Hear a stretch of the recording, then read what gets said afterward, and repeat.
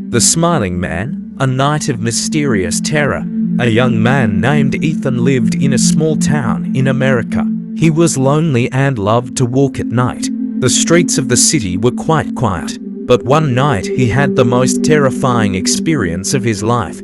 That night was quite cold, with fog all around. Ethan was walking slowly, with no one around. Suddenly, he saw a man in the distance under a street lamppost. The man was tall, thin, and had an unusually wide smile on his face. He was staring at Ethan. Ethan felt a little uneasy, but he didn't pay much attention to it. He continued walking, but after a few moments, he noticed that the man was coming towards him, but not walking. He seemed to be walking forward without touching the ground.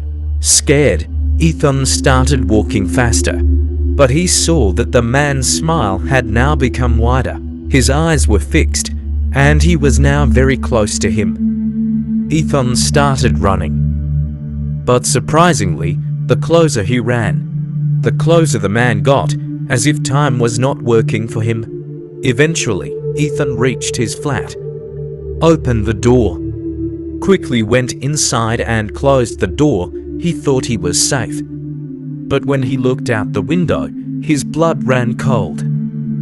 The man was now standing outside the window, with the same strange smile on his face.